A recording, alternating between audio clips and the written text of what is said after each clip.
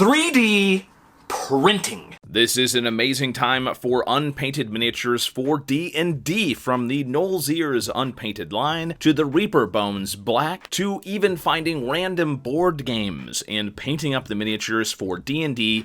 There's a lot of options out there. And of course, you could even sculpt your own miniatures like I do, but one of the most interesting options, and the newest option, is 3D printed miniatures, specifically designed for D&D, sold directly from the designers to 3D printing enthusiasts. Now here's the thing, I don't want to talk today about buying your own 3D printer and printing up your own 3D miniatures.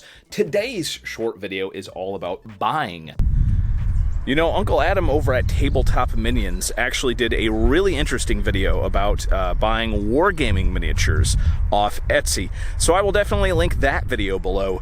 And you should probably watch that so you can get different perspectives, because I'm sure a lot of people might think that my personal perspectives might be a little bit too negative on this subject. But I'm not being negative, everybody. I'm just sharing with you my personal experiences. So Cast and Play is the designer for that miniature. I briefly messaged them, and their suggestion was to buy from an official seller from Etsy, and they said that was the best way to buy miniatures. I ended up buying miniatures 3 different ways. Let's compare and contrast, shall we? On the right is a miniature that I purchased from an official seller on eBay. On the left is the miniature that I tried to buy on Etsy from an official seller. A seller that was very highly rated, mind you. Now, you'll notice that I never actually got the miniature from the seller on Etsy. In fact, the seller on Etsy closed their store, and I don't think they had any intention of giving me a refund until I demanded it. It's a much different experience than eBay. Other people have had better experiences. This is what happened. I went to a seller that had high ratings and just did not get any miniature from Etsy. Let me tell you why. This is not a real picture. Neither is this. These are 3D renders of the design. I would hesitate to buy any miniature from a seller who does not have any pictures of actual 3D printed miniatures. It just doesn't seem to work out well. This is the picture from the eBay auction. You will note that the excellent miniature that I bought is clearly shown as a physical, real thing that they are going to ship to me. This is the second attempt from Etsy. As you can see, a little bit of shenanigans as they printed it in a much smaller scale, and they were very clever with hiding the fact that they were printing it in a much smaller scale, which is annoying because as good as this miniature is, full scale, it's actually still shrimpy compared to the D&D Frost Giant. And these are just unacceptable. At this scale, it's just muddy details. They suck.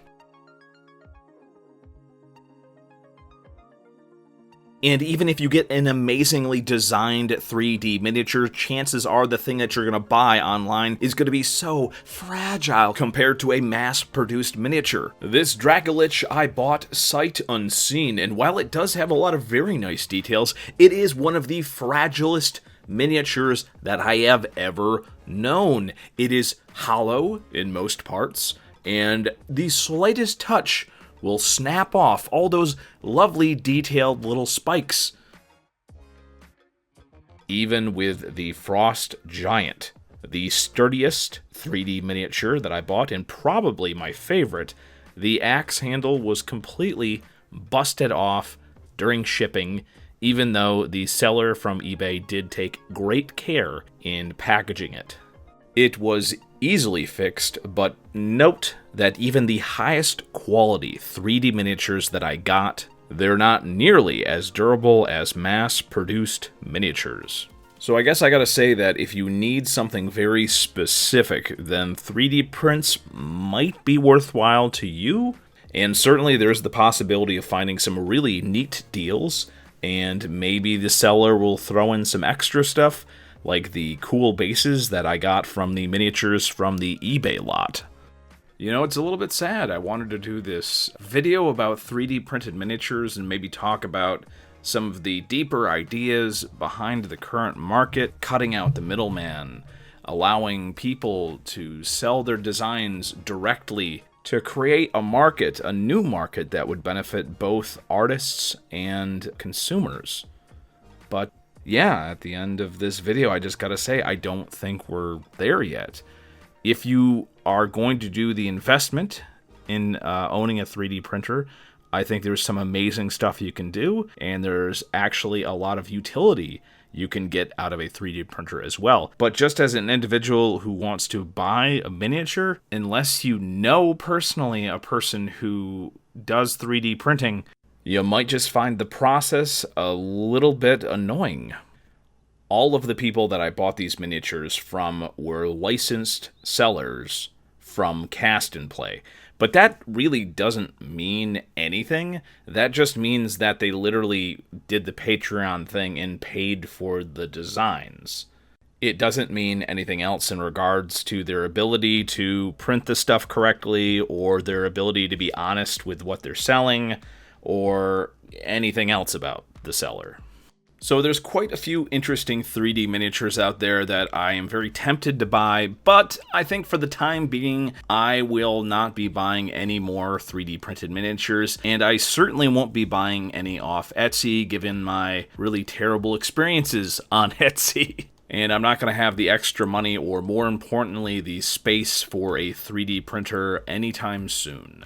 You know, one day soon, maybe you'll be able to buy 3D printed miniatures from a trusted printer and have them be perfect and have them be shipped to you with no issues. And if you're lucky, maybe you already know somebody who does that locally, so congratulations. That day is today for you. That day is not today for me. I know the most popular 3D printer near me on Etsy basically just disappeared, and when I looked up on the Instagram for his account, there was a picture of a sonogram.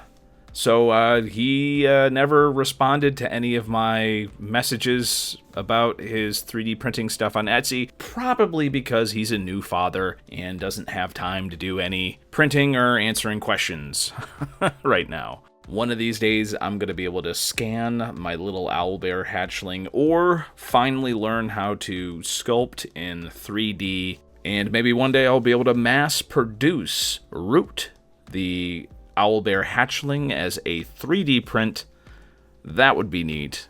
But, you know, I just have to learn more, and I've already had several people from my audience who own 3D printers let me know that they would be happy to help out with that process.